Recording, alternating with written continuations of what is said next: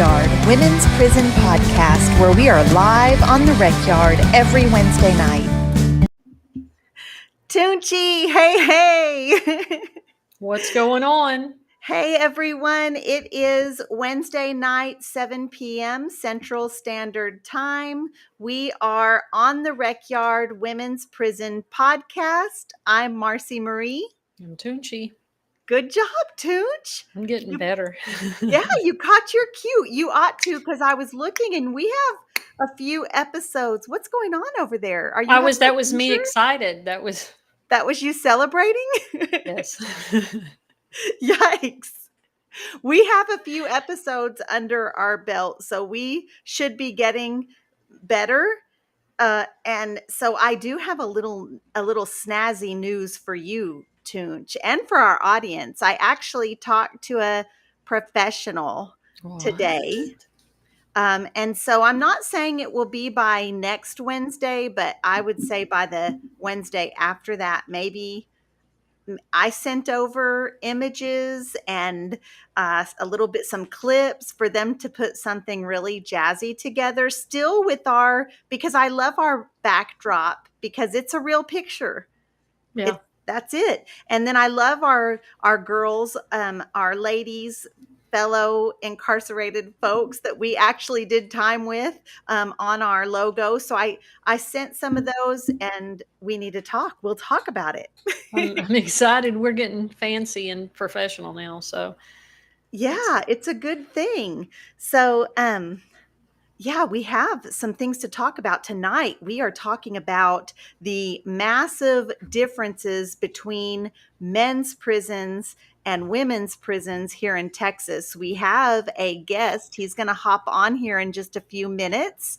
And our guest is Michael Galloway, and he is the founder of Ex-Cons Fitness. You might know him on TikTok as Ex-Cons Fitness because he also shares his story on social media. You forgot something. I did. He's a Swiftie. Oh, that's what He has a tattoo of Taylor Swift. I mean, I just wanted to make sure everybody knew that. He has a Taylor Swift tattoo. We're going to verify this for sure. I don't remember seeing that. It was in the TikTok when he was talking about how he got into a fight over Taylor Swift in the day room.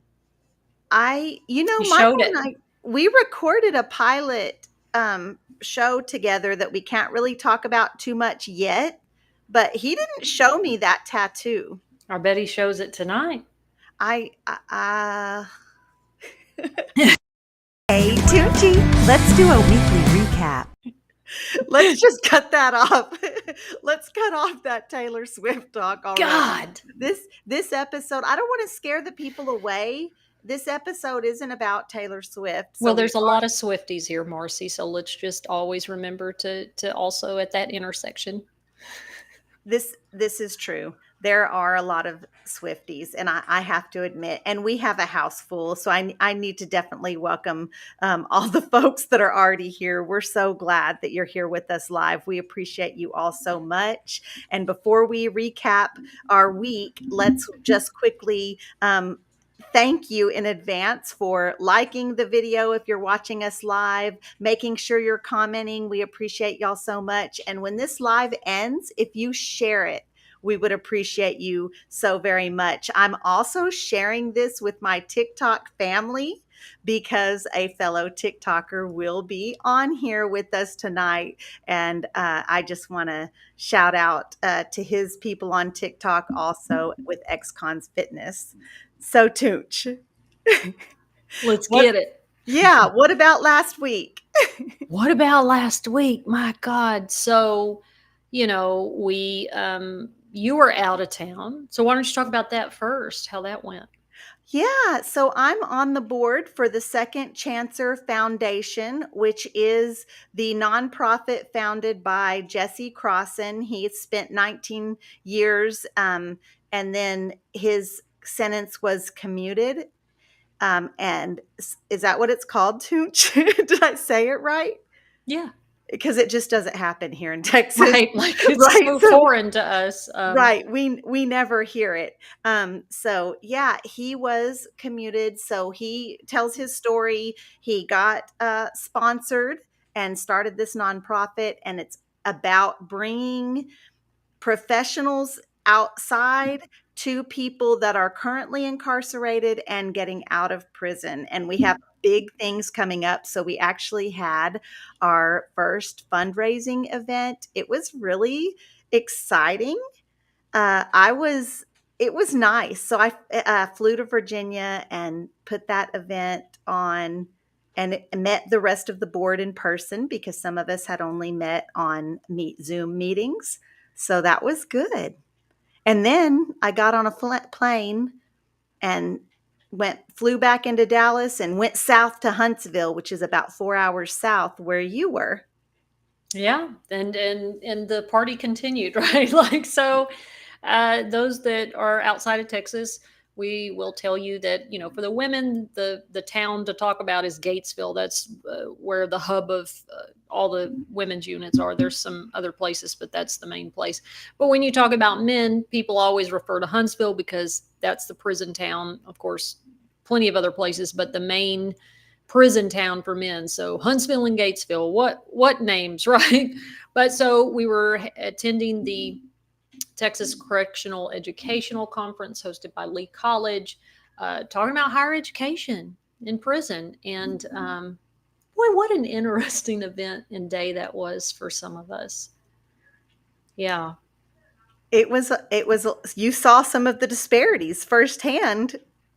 Yeah. So, one of the issues that we've been working on with Lioness and, of course, other organizations too, is that disparity between, women are struggling to get associate's degrees while men have master programs and easily in the world transition to PhD programs. It's something we brought up to legislators, and so the problem is the college that is offering classes to the women in Gatesville, and there's a men's unit, Hughes unit.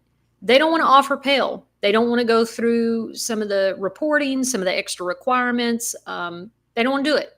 So they're dragging their feet about saying that they're going to do it. And, I talked to TDCJ. Shout out to them because I'm pretty sure they're watching. They join our podcast often. And so we're so grateful to have you here as always, TDCJ. Hey, y'all. Hey, how are y'all doing? But TDCJ told me, like, hey, we hear you. They're not doing a good job responding to us in the agency. So we may have to take steps to, end our collaboration because we can't not offer the Pell Grant to the majority of female students. What in the world does that look like? And, I just said, it looks bad. And, I'm just letting you know now that if somebody's going to be held accountable for it because none of us are stopping or even though I think some of the men in the agency are quite sick of us, but certainly still working on that. And we had a good time. I love hanging out with you. I love hanging out with the formerly incarcerated men that we got to chill with. And so it was a good, productive event. It was a professional setting. It was a little more professional than it normally is when a bunch of us previously incarcerated folks kind of get together, where it's more like sitting around, storytelling, eating, that kind of thing. It was, and we do get down to business about other issues, but when we were talking about higher education, it just felt a little bit more formal, right? Yeah. And Yeah, you were for on, sure. yeah, you were on a panel. Yeah, So with Alexa and Susie, we were the only women on the panel. There were about, I don't know, 8 other guys. So 7 or something. two other Linus members were on the Mhm. panel with you with a lot of men. So Right. I get there kind of towards the end of that day, not kind of, like way towards the end, because it was quite a trip for me to get to Virginia to Huntsville. And things were winding down, and I have a little something to show the people of how this night ended. Let me just Oh put boy. this on, and I won't make us watch like the whole thing. Trauma is a toxic thought. Once you ever use it for you, it's gone. Sweet like honey. Trauma is a cat.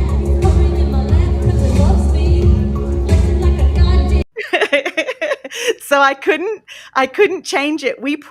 I practiced, and it showed me that I could change the settings so it could see your face. For those of you listening and not seeing us, I'm so sorry that you had to hear that. You were blessed. You just blessed everybody with I have been told I am the songbird of my generation. Who And has it's told you Taylor. that? Who has lied to you? Girl, everybody. Everybody. Marci. That was Toonche doing karaoke, and I need to just clearly let folks know that was coffee in her cup. Like this is a completely substance free conference. There was no alcohol involved. She did this completely sober. So anyways, we do have fun when we get together. And then the next day, so and Michael's here, so I want to kind of wrap up our weekly wrap up. But the next day we had a barbecue for the higher education folks. So I got to speak at that. I got to present at that. That was wonderful. And you went to a campaign kickoff. So, like in 60 seconds, can you tell us what that was about? Yeah, so someone who is near and dear to us, Angel Carroll, she, is on the steering committee for Linus. She works at Measure, a fantastic organization, and she is running for House District 52. We hope to have her on here on the podcast to talk about her lived experience. Just phenomenal work that she's done and hopes to do in Williamson County, typically very conservative Republican county, and she is running as a Democrat, and she's community based, and she's just absolutely amazing. She is. And so that's District 52 in Texas that she's running for.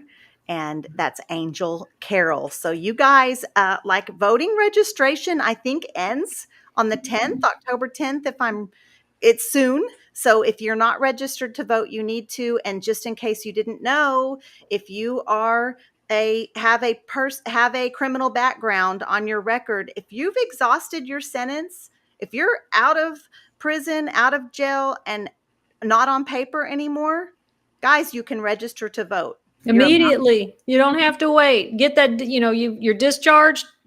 As soon as I got discharged, I went right up there and registered to vote. So go do it. My honey voted for the very first time last year, and we're excited for that. Go get your registered to vote. Get it done. Get it done. Okay, so now we have Michael Galloway, and for my TikTok family that's watching, you might know him as X Cons Fitness, and that's because he founded a gym, and he's a super cool guy. I just adore him. He's here to talk to us about, and he might have family in the car because he is a family man guy. I see him I see him in the background telling folks to be quiet, but we're down with it, Michael, because we're so happy after spending quite a bit of time in prison. He's here with his family. Welcome, Michael. Hi. What up? How are Hey, y'all? Michael. Hey, thanks for joining us. We're just so happy to have you. Seriously, we know that you are super busy, and I want you to kind of, could you just tell us, like, briefly how much time you did and what you're doing now with your career and your family life, right? Yeah, absolutely. So, and thank y'all for having me. It means a lot. And old Toonche, I used to read the Dear Darbies and everything on the Echo. And I would see what she would put. I remember one in specific about Days of Our Lives. I think it was Days of Our Lives, Young and the Restless. But Right. set that aside. But I do appreciate y'all having me here. And so I did 8 years in the Texas Department of Criminal Justice, day for day. And I was released in February of 2019. So I've been out going on 5 years. And in my career since my release, I worked about 4 years in reentry for the prison entrepreneurship program, where I was a life caddy, which is just a positive term that we use instead of a case manager. And so I constantly assist guys when they come out of prison that go through our program, help them to become employable, help them with the guidance that they need, especially when they first get out, because it can be a lot. I'm sure, everybody here knows that it can be very difficult to reintegrate, and especially on the mental side. And so that is something that I've done, and I have recently gone to work inside of the prison. So now for the past 6 months, I've worked solely inside prison. So I actually spend more time in prison than I do in the free world. And on the inside, what we do is we help individuals see what it means to be an authentic man. We teach them about servant leadership. We teach them communication skills, which is very, very important. Conflict resolution. We teach them how to build a business plan, how to present a business plan. We teach them about public speaking, personal finance, and basic computer skills, and everything that they would need in order to come out and be successful upon their release. And don't mind my kids, by the way. My son, real quick, just a side note, my son is fascinated with everything that I grew up with, right? When it comes to video games and everything. So he wanted a Nintendo 64. So me and my wife bought him that. And then he has a nice flat screen TV, but he wants a box TV. So I had to find a box TV. So we went to Goodwill and we found a box TV. That's where we're at right now. Wow. So of course I went inside Dollar Tree real quick to get me some Dutch made duplex cookies. I just can't help it. Yes, we do that. We hit the commissary aisle at Dollar General or Dollar Tree and pick up all those things that they sold to us inside the prison system. So that's incredible. We are like thoroughly impressed with the work that you're doing, and we're just down for anybody that comes out of the system and tries to give back. Like, that's so huge. So we commend you. And I'll just quick side note, shout out to your new bride, because you're recently married. And so, good things are happening for you all the way around. And I'm so excited for that. So tonight we're talking about the differences. We get questions a lot about what happens in men's prisons that we can't answer. And we just know there are for sure some massive differences. So we could start with, because you talked about cooking, you talked about that commissary aisle at the Dollar Tree. Can we talk a little bit tell us about homemade stingers? And what are some of the other things that we see guys doing on these TikTok videos, like making grills? Right. Those are the best. Those are the best. You've made a grill before? Yeah. It's funny that you say that, because I actually ate some grilled tacos today while I was on the unit. See, I don't mind. My coworkers may not be the same way, but I'm definitely going to eat food. And I eat 3 chows a day in prison every single day. But definitely how we cook is a lot different, as I saw on the cooking show where we competed against one another. She had to whoop out the hair dryer. I was like, oh yeah, here we go. So of course we take our hot pots and we make them boilers. That's one way that we cook. And all we will do is drill holes on the bottom of the hot pots, and we'll bridge the thermostat. So we'll take a piece of metal and we'll bridge across the thermostat. So that way it will continue to heat up after the normal point. So that's one way that we cook, and I love using the hot pot. I don't know if y'all ever do y'all have boilers? Do y'all make boilers? Absolutely not. Hold on, Marci. You never had anybody at Lane Murray have a rigged hot pot? I've seen rigged hot pots where they will boil, where it will get to boiling. Okay. But never, Michael, you're talking about a stinger, like a homemade stinger? No, I'm talking about the boiling hot pot. I'll tell you about stingers here in a second. But I was telling you the roundabout ways that we make stuff. But another thing that we do with our hot pots that are boilers is we turn them into steam ovens. Did y'all ever use that? No, we were terrified to have those rigged hot pots. Not many people had them. And when you take that, I tell you what, the best cinnamon rolls I ever had were in prison. And a buddy of mine, he would take his hot pot and then get a trash bag, from Property and Supply, and you put that trash bag on top of the boiler, and you seal it off, and all that hot steam goes into that bag and makes a big old balloon, almost looks like a hot air balloon, and you actually cook stuff in. Oh no. Oh no.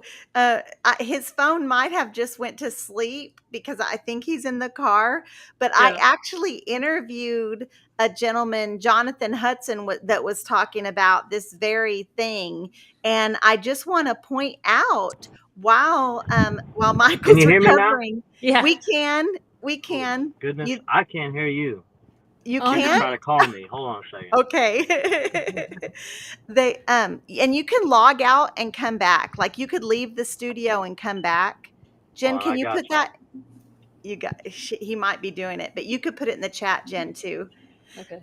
So what I'll tell y'all while we're working through this technical difficulty is in the ladies' prisons, we were scared even to have a trash bag in our cubicle. Like that would have been a disciplinary case, and it would not have been good. So, Let's try this. yeah. Any luck? Any luck, Michael? Thank y'all for hanging in with us. And he can't hear us, but we did put it in the chat. I'm going to mute him while he's. I'm almost about to sign. Yeah. Y'all can hear me, right? I just Uh-huh. can't hear y'all. Right. Uh-huh. Jeez, Mariah. Oh, those are rounds. Oh, look, that's another way. That's another thing. I guess y'all's sign language is different than ours. Right. We actually make letters. Hold on. Am I able to sign off and sign back on? yes. All right, well, I'll be right back, y'all.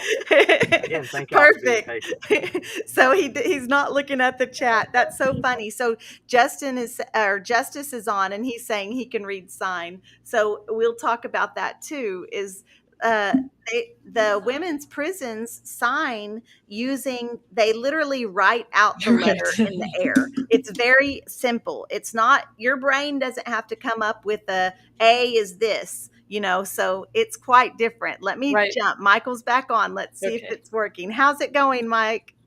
I can definitely hear you. Can you hear me now? Yes, perfect. All right. So yeah, sorry about that. And another reason why we're having this conversation in the car is because at our house we had this wonderful storm come through, knock the power out, knock the internet out. So this is that's another reason why we're you got to work with what you got. So. Me and Marci do it all the time on the podcast, and we have all the things available to us, and we still. We just roll with it, honestly. And our lovely family here, they're used to rolling with it too. So we appreciate y'all's patience. And for sure that Wi-Fi is serious business. I have a traveling studio for that very reason. But we are find a way, make a way kind of people. People that did time, you really can't stop us. Yeah, you got to be convict. You know what I mean? If you cannot solve a problem, you got to figure out another means towards solving that problem. And for sure. But I did want to tell y'all. I think I was telling y'all about the steamed oven, right? Mm-hmm. So with the steamed oven, man, I'm telling you, the best cinnamon rolls I've ever had in my life. The guy would make that steamed hot pot. He would get all the raw ingredients because he went through the culinary arts school. On the walls unit, he would get all the raw ingredients out of the kitchen, make the dough, make everything that you would need, the icing, and then he would cook these cinnamon rolls inside the little roast beef containers that we get off commissary and make cinnamon rolls. And man, it would smell like Cinnabon early in the morning. I remember people would fall out of place from different buildings to come over there and get some of these delicious little treats. And let me ask you though, did y'all get in trouble? Like if they found your cooking stuff, did they just throw it away or write you a case? So it varied. So just depending on the unit you were on, some units, everybody all the guards act like Gestapos, and then other units, they do absolutely nothing. And I mean absolutely nothing. So when they would care about stuff like that, of course they're going to take it away. They might write you a case, but nine times out of 10, if you're a convict and you're smooth, then like that's my bad, boss man. Let me make it, please. And of course, things usually work out. But if you act irate, of course, that's going to get an irate response. Right. And I just want to say, like, because we were talking to some of the guys this weekend, and they mentioned, well, I got a fighting case and I got dropped it down to a minor, and Marci were like, what? Like, I don't even like how you're saying some units would be petty and some wouldn't. Like, imagine that petty like you experienced. That is everywhere. Like, that is everywhere for all the women's units. Like, and it's not, hey, I'm gonna throw it away. Like, you're getting a case and you're getting a major case. Yeah. Oh man, I hate that for y'all. Yeah, right. I really do. But no, that's not how it is in male prisons. I don't know what the difference is, because sometimes when you're on a unit, like one of the transfer units I was on the Marlin unit, and it was crazy. I went there through TYC as well. So when I arrived there as an adult, I was like, oh my God, man, there's no way. 10 years later, I'm showing up as an adult. Yeah. But we had some guards that would shift from, they do a couple shifts over there in Marlin, and then backdoor, and they also work at Hobby or over even at the Hughes unit or the Murray unit. So those officers that would come from the Hughes unit and then come to, like, if we were short staffed at Murray, they used to tell us, man, y'all would be pissed if y'all saw what the guys get away with. And for example, like, we couldn't dry our wet clothes. That was against the rules. You can't wash in the sink. So why would you have wet clothes, is their thinking. yeah. And even a wet towel on your bed, if you left for work with a wet towel draped over your bed, that could be a problem. And so I heard that there were clotheslines over there. Yeah. And some guards will come down there and chop them down. That's all they're gonna do, right? They'll come down and chop them down. But again, sometimes you know what guards are good, right? Right. And you know what guards are bad. Well, one thing I'll always say, man, I respect a guard that's going to be strict the whole time. Like, no matter what, he's going to be super strict. But I do not like guards that are wishy-washy. That'll be cool one day and then want to act like a Nazi Gestapo the other day. It's like, come on, man, you're a sometime guy. So I don't even want to, I have no respect for that. I have respect for that. Yeah. If you have a guard, again, that acts one way, like, everybody respects that, right? They know that when he's working the building, everybody better be on point.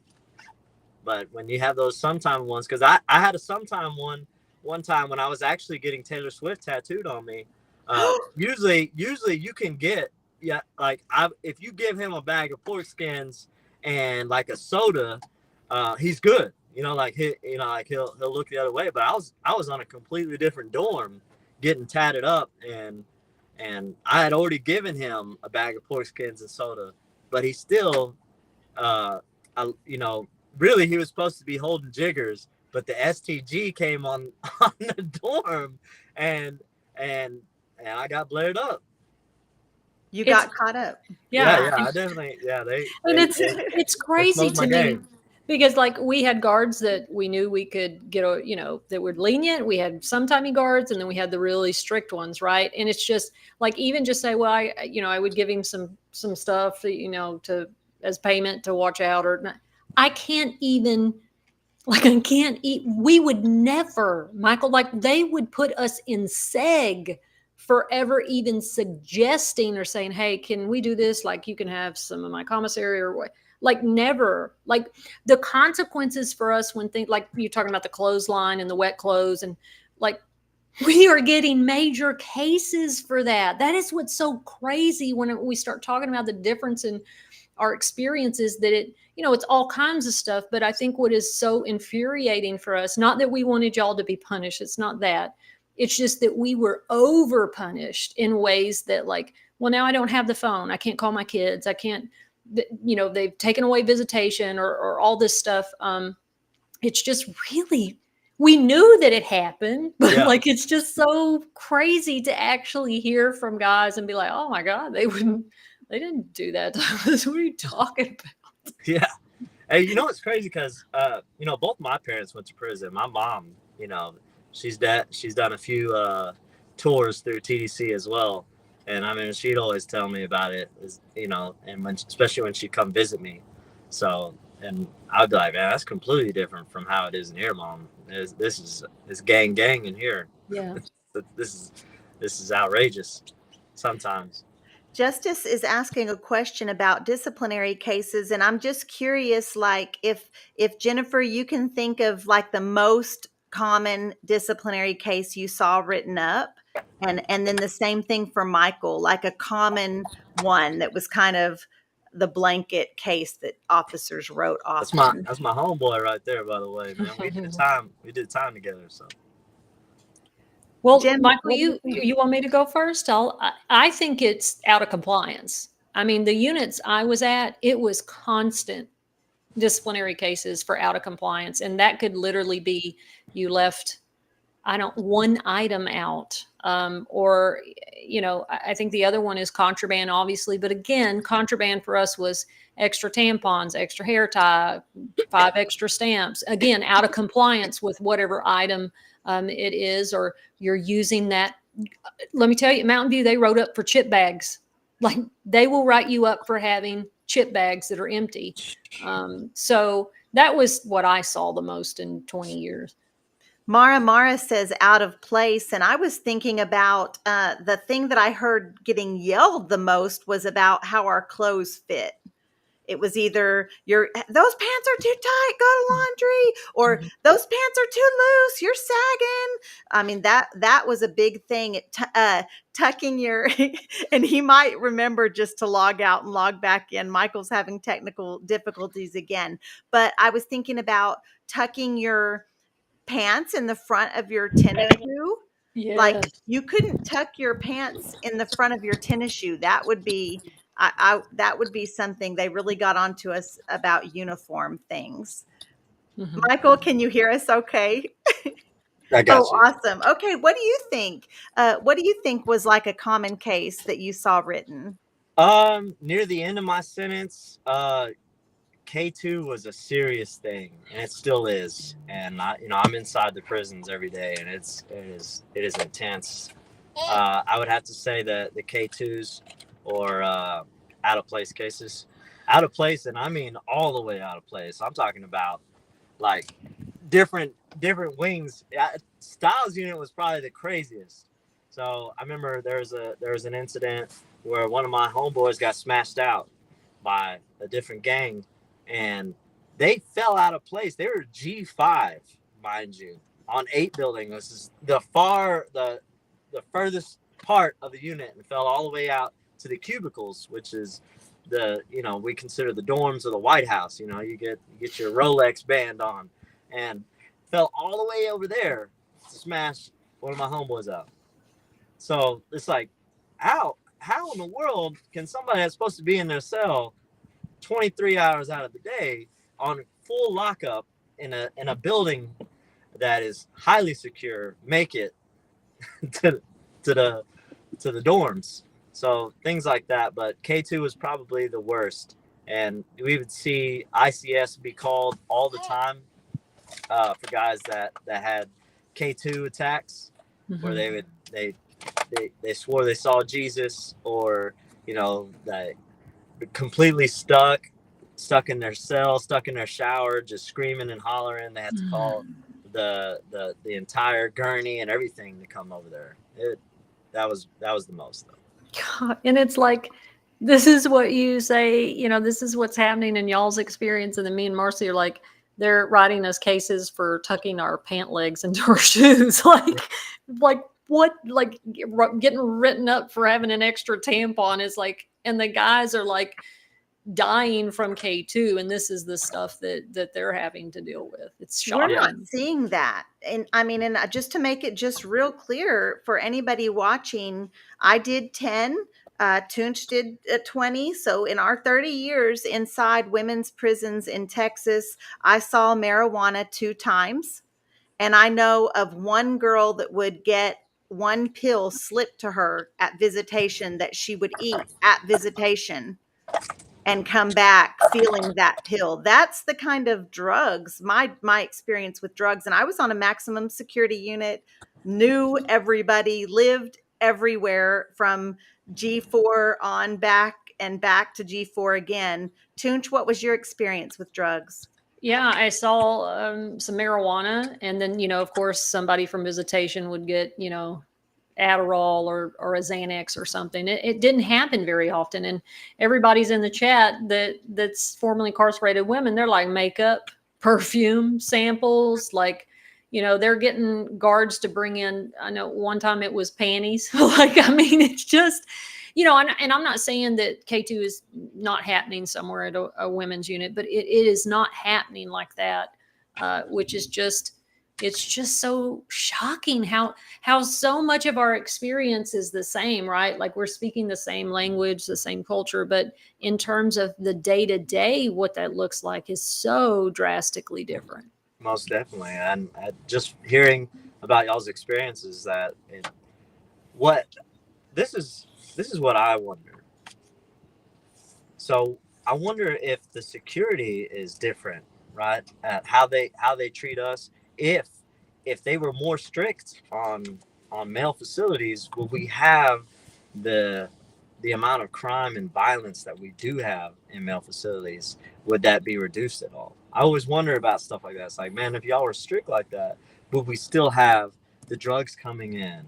And I never thought that I would see the day where I would see an immense amount of narcotics in prison until I was on the Styles unit. And I'm talking about everything you could think of, and especially when you're in a gang organization, of course, you're going to have homeboys that are, they're plugged in.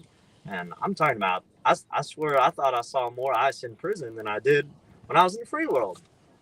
Yeah, well, and it's something that we bring up to legislators, and it's like, for instance, when the guy escaped and they got real strict about the transport. Of course, medical transport was horrendous for us, and it got even worse.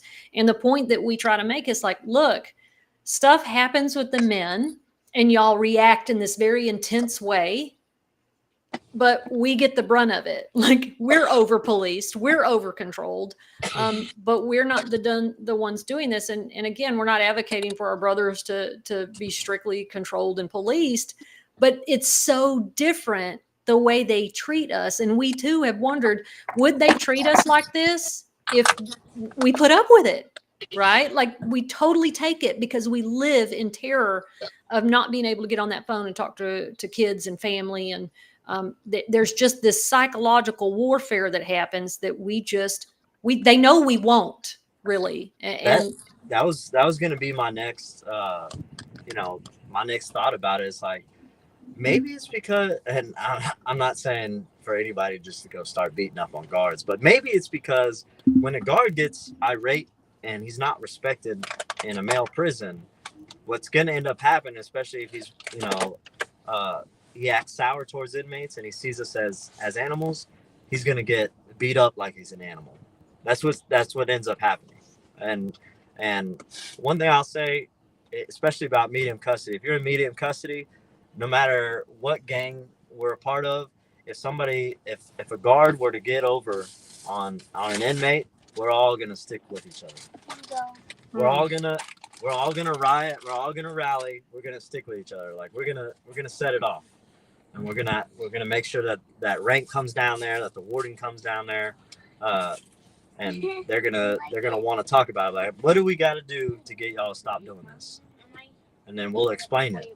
And then things usually happen. I'm not saying I don't ever incite riots or anything like that. I don't want that, but maybe that's another reason why there's that line there, because they know, like, hey, if you get out of line, one of these inmates that has life sentence has no cares in the world, and so he'll a guard will get beat up, he'll get stabbed.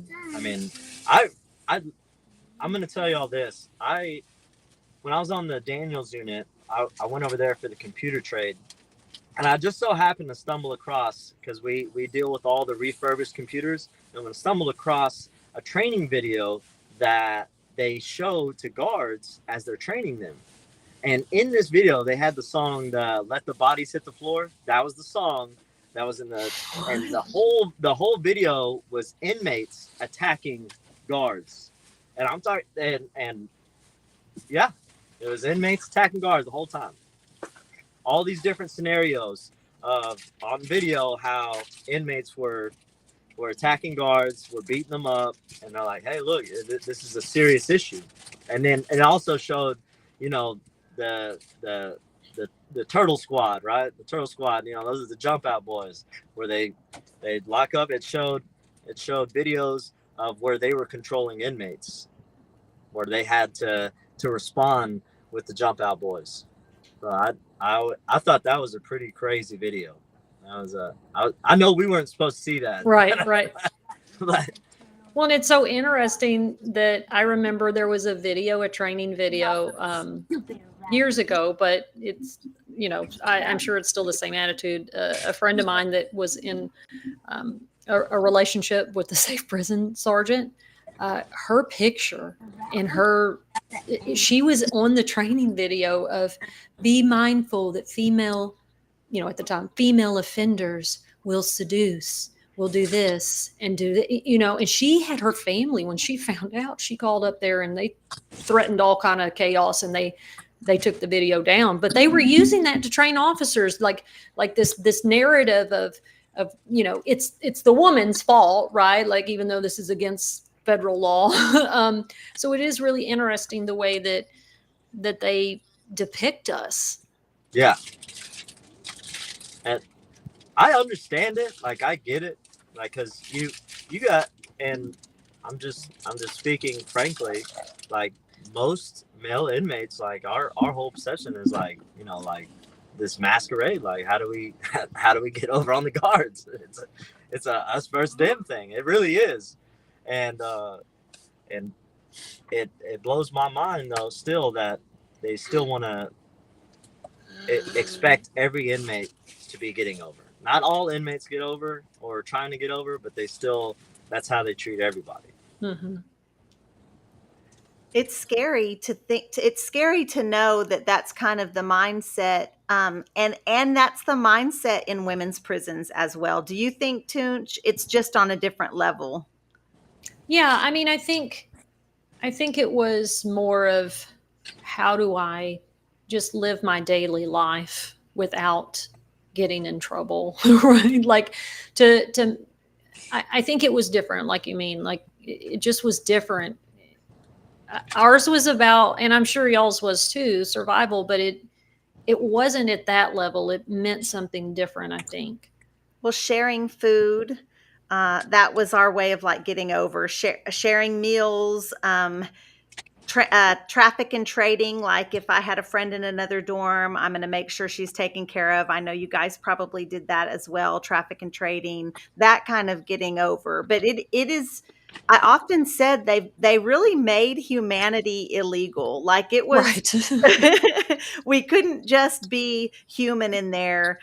For example, Mike, I got in trouble for a hug one time. I got 4 months contact visitation restriction for hugging a lady that lived a couple cubicles down from me. She was crying over her mail, and I kind of reached up. But what's worse, I've reached down and hugged the top of her shoulders, and she just kind of acknowledged me and went on, and I went on. I didn't try to interrupt what she was going through. I was just trying to offer my support. But she got the case as well. Good. And they were major cases. It was just this is the kind of, so we were trying to get over, but it was over different stuff, right? Yeah, I think so. I do want to go ahead.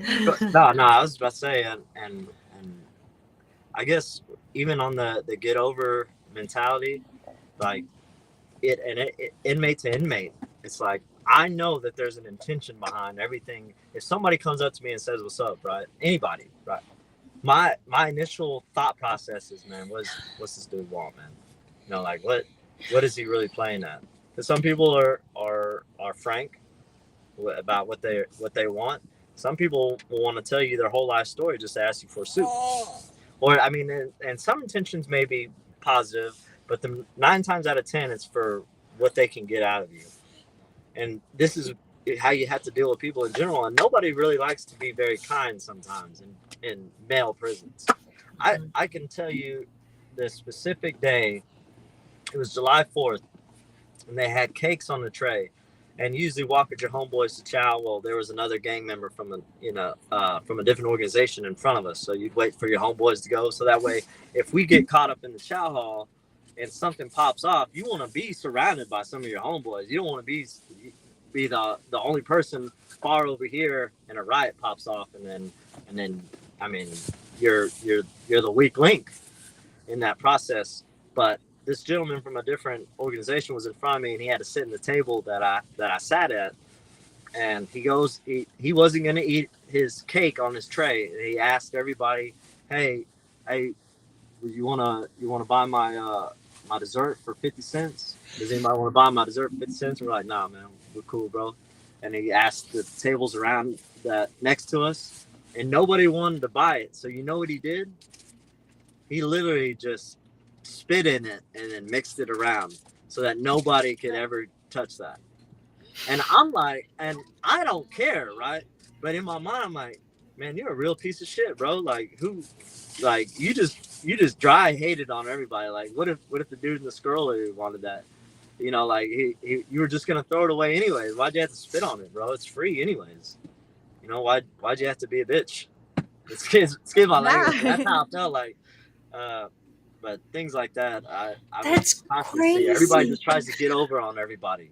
Like, well, and I mean, I think that there is some level of that with us. Like we learned how to, I think, determine or decipher when people were doing that. But for the most part, Marci, like, I don't feel like that was our experience. It really wasn't. Like, we knew the people that were angling for something, but for the most part, we're just connecting, right? And something like that in the chow hall, I've never seen anybody sell their chow hall food. Like, we would sell tampons or toilet paper because those were, but it was, if you couldn't buy it, then I'm just going to throw it on the table. It right? would be Like, the opposite. Yeah. With chow hall food, it would be the opposite. Like, if you knew you weren't going to eat at chow, but so like if there's someone that was maybe indigent or on restriction, didn't have any food in their box, they would be like, hey, can you go to chow so I can have your food? And then you'd be like, sure. And then you'd just get in line with them and you'd go to chow and you'd sit next to them and they would eat both the trays. Right. And like then that's you just go to the door. Oh, that rarely happens. You have to have a solid homeboy that would do that for you. Cause that's crazy. I mean, for one thing, I'm gonna be honest. I'm not, if there's a reason I'm not going to chow. If I don't go to chow, like, there's a reason. So, I mean, I'll be like, hey, man, you can take my ID if you want, but I ain't going down there. Like, because some days will be so hot, and you don't want, like, it's because, and it's, especially if it's a lame tray, like pork noodle casserole with no meat in it whatsoever. I'm not finna walk in 110-degree weather just to walk down there and to get locked inside that chow hall, which is even hotter, and sit there and have to sit there for probably about, for them to open the doors again, you're gonna have to sit there for about 15 minutes. And I'm not finna do all that. Mike, stop right there. They locked y'all in the chow hall? Oh yeah, when the chow hall comes in, they lock it for a reason, so that way people, like, somebody try to fall out of place, or if a riot were to happen, people couldn't run in there and continue the fight. So doors get shut, and then when they'll release 20 at a time. They'll wait for it to fill up 20 at a time, and then they'll let them walk it off. But then you're locked in there until another shot comes or goes. So they have a door to leave and a door to enter. Yeah, they tried that at Mountain View, and guess what? Them officers are like, I'm not getting over there and unlocking that door. It's just because Yeah. we don't do stuff. If something pop off in the chow hall, which is the place to fight, either there or on the rec yard, it's two girlfriends slugging it out over something like that, and it's not going to turn into a riot, you know. And I'm just thinking about going to the chow hall, right? Like you're right about the heat, you know. But we'll just go sometimes. Girl, you're gonna go to chow. I wasn't gonna go with me. Like the same way when we're out and it's like, I need to go to the bathroom. Will you come with me? We Yeah. just, it's just how we are, you know. And so I can't imagine, like, I've had many times people are like, well, if you're not going to chow, like Marci said, can you go so I can have your chicken? I'm like, yeah, I guess I wasn't going to, but I'll walk over there with you. Like, it Yeah. just wasn't a thing like that. Yeah, that's the complete opposite over there. I'm not that, and I'll be like, hey, look, you can take my ID, you can shoot your shot, but I'm And not we gonna would go never out. take each other's ID because we're going to get a major case with that, right? Oh yeah, I mean that's the risk that you take, but you know, Yeah. I'm not. But I mean, unless you were my real good homeboy, where you're like, and I knew you didn't have food in your locker, then of course, you know, I'll go down there if need be, but most of the time I'm not finna go out. I'm not finna go through all the harassment I gotta go through just to get to go down there, because I gotta deal with ridiculous guards, and nobody likes to be told what to do, and I don't like to be constantly told, you know, like, hold up at the yellow line, man. I hate that. You know, like, just little things like that. It always irks me. Even to this day, I don't like being told what to do. You know, even my wife will be the first one to tell you. You know, like, I love my wife with all my heart, but I just have like a rebel spirit. So when you when you go to checking me, I just don't. You know, something about me makes me want to take my time, and I do whatever my wife tells me to do. Right? I just take my time in doing it, and so Make it feel like it was your decision. yeah. Like it was me, and I guess that's a toxic trait I have. But So I know that your time you were really tight, and you've got a car full of kiddos with you, and they've been so patient. So shout out to them. Thank you so very much. Toonche, do you have like a final comparison that you want to make? They were talking about gambling in the chat, but I didn't know if you had anything else that. Oh, I mean, I think this is something that we can continue to have you on to talk about, because there's a whole list of stuff. But, you know, as we need to let Michael get back with his family, Marci didn't believe that you had a tattoo of Taylor Swift. what? And I told her it was in that video. Yeah, I got a whole quarter sleeve. Look at that. God bless. Look. Okay. Reputation. Yeah, I fought over Taylor Swift twice. You know, my homeboys told me, they're like, man, why don't you get a tattoo? I'm like, you know what? You're so motherfucking right, dude. 2 prison fights over Taylor Swift. Oh yeah, yeah. And so- people mistake it. Like, I don't have no crush over Taylor Swift. I don't do that. I got a lot of respect for her because she's genuine. She's kept it real the whole time. She used to write all her music, and she's just authentic. And I respect that. And I listened to every album that she came out with on the radio in prison as they progressed. So, you know, from start to finish, you know, I was gung ho. Like, her music would just, you know, calm me, because I'm surrounded by violence in prison, surrounded by violence and drugs and everything else, right? Drugging and thugging. I like to hear positive things. And so when I hear her music, it's positive. And so, yeah, you know, shout out to Taylor Swift out there. Oh man, real quick, I'll tell you this very little quick thing before I let y'all off. So I got tickets from one of my clients to go to a tribute Taylor Swift quintet concert where they did strictly Taylor Swift song. So I tell my wife about it. I'm like, hey, look, you know, we got these tickets to this this orchestra thing, right? She's like, all right. So we go there, and we're sitting there, and they're playing songs, and I know all the songs. And like through 3 songs, my wife goes, she's like, are these all Taylor Swift songs? I'm like, yeah. She's like, you didn't tell me that. and so then, so like, they'll stop and tell questions of like, hey, does anybody know this about this Taylor Swift, or where this came from? And I'm answering these. Like, you can't miss me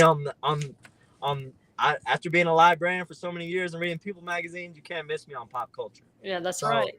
So they're spouting all this stuff, and I'm saying it, and I'm recording this video for the guys on the inside, and then as I'm saying it, you hear my wife say, "Shut the fuck up already! Put your hand down." I Whatever love that your is wife. to every And so I Swiftie. showed the video to the guys on the inside. They were cracking up. I was like, "Look, you hear my wife, man? She was mad, man." Yes, I love your wife. I got to meet her before you were married in Houston, and I just please send her my love and tell her thanks for sharing you with us tonight. We appreciate you, and thanks to your beautiful family. We just loved having you on. Hopefully, we can do it again, For Mike. sure. Awesome. Awesome. Okay, we'll let you get back to your family. Thank you. All right. Thank y'all for having me, man. Y'all have a blessed night. Love what y'all doing. Man, he was so awesome. He is. He's a sweetheart. He really is. And I just really love the discussion. You know, I get really excited when we talk about disparities between men and women. I know. Because I'm like, what? It just makes me mad all over again. Like, but then countering that with, we talk about ours is psychological, emotional abuse. Theirs is heavy physical abuse, and it's like they're dealing with a lot of physical violence that we didn't see often. I mean, we saw it, but can you imagine the violence that we did see? Like, that's every day, all day. Yeah, it's a whole different world in there, and you just made me thinking about the kind of the emotional and psychological abuse that women face in the penitentiary. We were talking with a couple of formerly incarcerated men that both did some pretty big time in Texas, and we were just talking about how strip searches look and sound, not how they look, but how they sound. You can imagine like going into visitation, knowing that your family is on the other side of that door, on the other side of that wall, waiting for you, and you are naked, and the officers kind of fumbling through your clothes, making sure you have no contraband, and telling you what a horrible mother you are, and telling you how you can't care about your kids if you're in here. Like someone can't be two things. Like someone can't make a horrible decision and love their kids at the same time.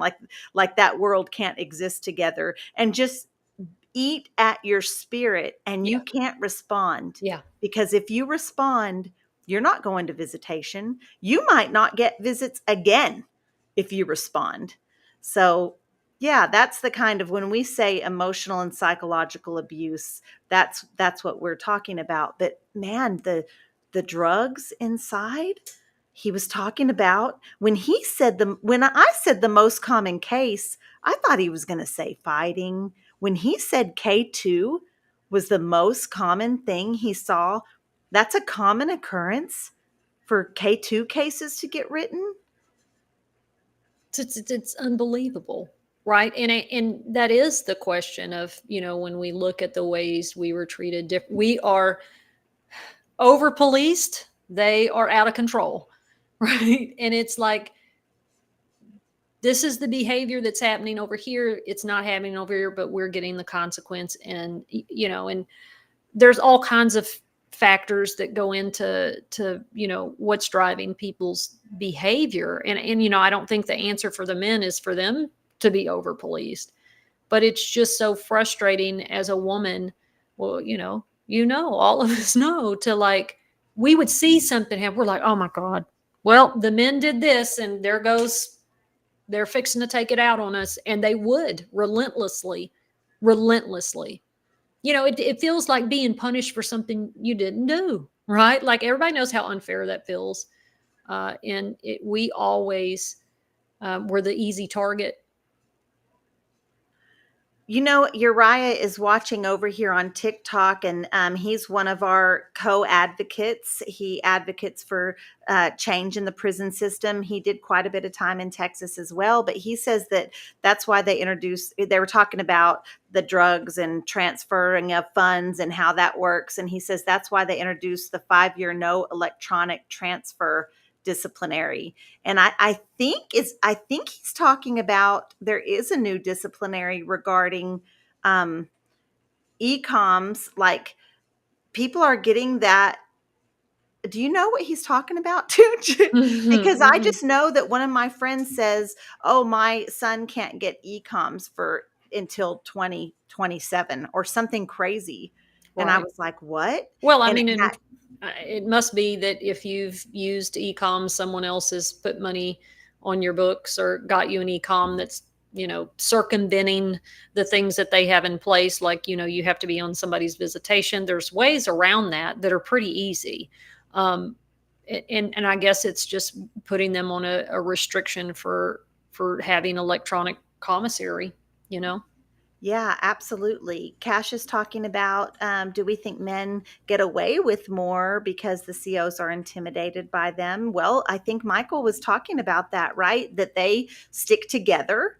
So it's not just one person that they're dealing with, that it's, if they're affiliated, it's the entire affiliation, and Right. that's gonna, so yeah. And then we're just getting comments about people having their loved ones inside that they did time as well. And they're like, "Oh, my brother says it's so much different where he did time. I did time with Sophia," making this comment. But we just appreciate this conversation. We're already at our hour.